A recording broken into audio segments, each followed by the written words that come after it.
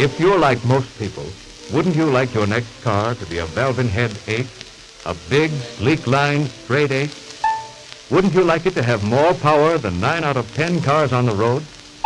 Wouldn't you like it to have the comfort and elegance of a custom-built luxury car? Wouldn't you like that car to offer 9 main bearings? Not 4 or 5, but 9, for silky smoothness of operation. And just between ourselves, wouldn't you like a car that looks different from the others in your block? A car with thoroughbred lines which make other drivers turn in envy as you speed by? Of course, all of us would like such power, luxury, and distinction in the cars we drive. And for that matter, we all know a few people who do enjoy motoring luxury like this. However, in this country of ours, when a lot of us want what a few are already enjoying, it isn't long until we get what we want at a price we can pay. This radio set sold for $250 just a few years ago. But everybody wanted a big, powerful radio like it. Well, we got what we wanted. For this set now costs around $75, and it's bigger, more powerful than anything anybody could have bought a few years ago. And for that matter, some of us can remember when the automobile itself, any kind of a car that had run most of the time, was a luxury possessed by few and wanted by many. But when do the luxuries of a few people become the everyday enjoyment of the many? Well, it generally happens when some manufacturer with courage decides to shoot for smaller unit profits on more sales, retools his factory for cost-cutting volume production, and then proceeds to smash the whole price structure of an entire industry. That happened last year in the refrigerator industry, when the Nash Kelvinator Corporation cut its prices and increased its sales. And the same thing is happening this year in the automobile industry. Again, it's the $45 million Nash Kelvinator organization which takes the lead in putting a bread and butter price tag on luxury. Last year, the Nash Ambassador 8, top flight car of the Nash line, sold at the price of the other luxury 8s and 12s. But this year, more distinguished than ever, the Ambassador 8 offers its 8-cylinder power in the price class which up to now has been given over to 6s and the lower-powered 8s. Obviously, this price reduction puts 3-figure savings into the pocket of those who have been accustomed to buy in the higher price class. But far more important, all the rest of us now have the car we've always wanted. A big, powerful car, an eye-catching beauty of a car, with a price tag that makes sense. But let's see what this man, reading a Nash announcement, thinks of this idea of taking the luxury price tag off the luxury automobile. Well, I say it's about time somebody built a luxury car at a lower price. Now, here's the way it is with me. I'm an engineer on one of the new streamliners. Got a mighty fast passenger run, so I'm accustomed to having things happen right now when I open up the throttle. I suppose that's why I want action out of my car. I want to get away, ahead of the other fella and keep ahead. But at the same time, I work plenty hard for my money, so I'm not going to fork over a play-by price for the power I want. Now you're talking Nash language, Mr. Engineer. And when you slip behind the wheel of a new Ambassador 8 and point her out to the open road, you'll find a clear track to the kind of motoring pleasure you've always wanted. A clear track stretching all the way from where you are to where you want to be. You're riding the full surging power of 115 horses. More power than 9 out of 10 cars on the road. Extra oomph to zip you out and away from the pack that huddles at the stoplight. An extra margin of safety that enables you to dodge danger by leaving it behind. And to learn the cost of this kind of performance, safer yet more thrilling, let's touch the under-dash button which unlocks the long sweeping hood and take a good look at the power plant that highballs this big car down the road.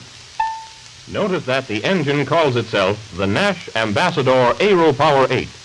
In those words lie two of the reasons for its ability to pour out the ample yet economical flood of power you've always wanted.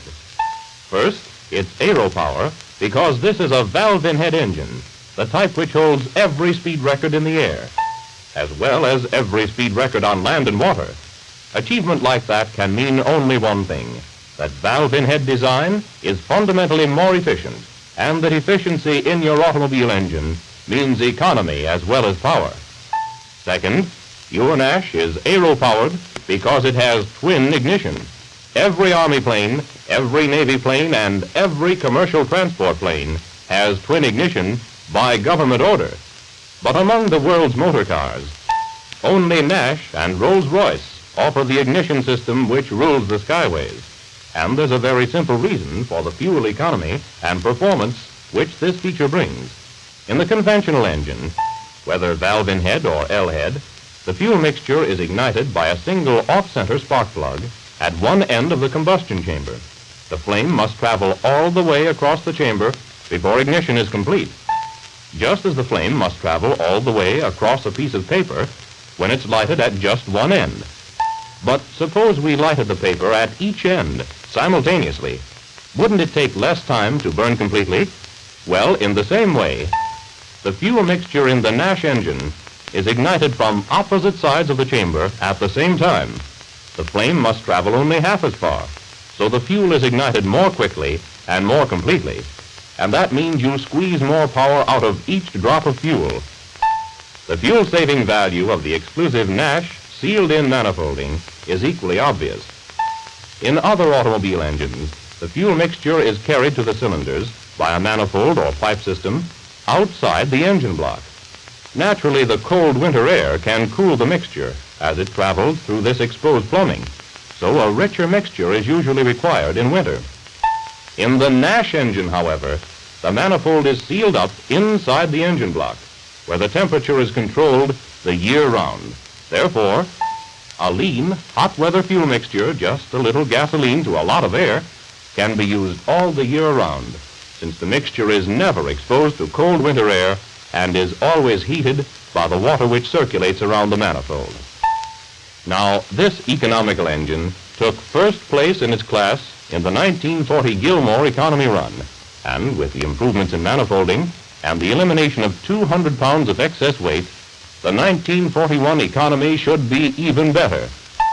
But we all know that savings on fuel are only half the story of engine economy. So let's look into the equally important savings on maintenance, the ability of this big engine to purr away for thousands upon thousands of miles without confronting you with a repair bill. First of all, let's look to the crankshaft, the part of any motor that must take the smashing impact of every explosion within the cylinder. Here we find a Nash advantage that's as simple and clear as counting from 1 to 9. The Nash crankshaft is supported by 9 big main bearings. That is, the load from each piston is carried by bearings on each side of the connecting rod, which delivers that load to the crankshaft. Now, some 8-cylinder cars get along with as few as 3 main bearings. Others use 5 main bearings, but the Nash Ambassador 8 has 9. Now, we know which of these two sets of men is carrying the lighter load per man, and we know which pole will bend the most under its load. In the same way, a glance tells us that, other things being equal, there will be less load on each one of Nash's 9 bearings, and there will be less danger of the crankshaft flexing out of alignment. Then, to cut maintenance costs still further, there's a whole hood full of other money-saving features. The pistons are made of lightweight alloy to reduce the bearing load. They're the controlled strut type, designed to fit tightly against the cylinder walls, hot or cold, so that their 4 rings can do a better power-sealing, oil-saving job for you. You've got complete pressure lubrication in this engine of yours. Since the piston rods are rifle drilled, this is the only way to get oil under pressure up to the piston pins. Rifle drilling is expensive to the manufacturer, but the wear on poorly lubricated piston pins would be far more expensive to you. So Nash uses the expensive design. Individually cooled cylinders with full-length water jackets eliminate the hot spots which increase wear and blow your oil out the exhaust pipe in smoke. Finally, there's an oil filter which prolongs the life of the engine while it cuts your oil bill still more. And as an optional extra, there's the Nash 4th speed forward with automatic overtake. The investment that pays threefold dividends, for it increases economy, increases driving pleasure, and increases safety. At 35 miles an hour, you click into fourth speed forward. Engine speed is reduced 30%, while gas consumption, oil consumption, and engine wear also decrease.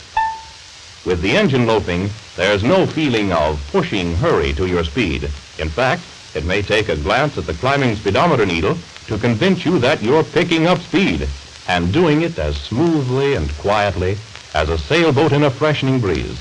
Then, at a touch of your foot, the car swings into a sprinter's pace. The automatic overtake is on the job to flaunt you safely past some plodding car or whisk you up and over a hill. Yes, if our friend the railway engineer wants power, the ample driving power that'll make him feel as much at home behind the wheel of his car as behind the throttle of his streamlined locomotive, he'll find the luxury class power he wants in the Nash Ambassador 8. And best of all, he'll pay mighty little for that power, in first costs, in operating costs, and in maintenance costs. But a few doors down an average street, in the average town that our engineer calls home, there's a mother whose eye has been caught by that same Nash announcement. But her reactions may be far different than the engineer's. Let's inquire. I'll admit I have wanted a better car than we have now, but here's the reason I wanted it. We've got 2 children. I take them back and forth to school, and I often take them shopping with me or run them over to one of their friends' houses. Then George, that's my husband, he's great for picnics. We pack a lunch and go places almost every weekend, and it seems that we're always going farther and farther to find a new place that we've heard about. And of course, all this is fun. But it means that our children are spending a good part of their lives right in that car. I didn't realize that until I figured it up one day. And about the time I realized that, I began to wonder about that car we have now.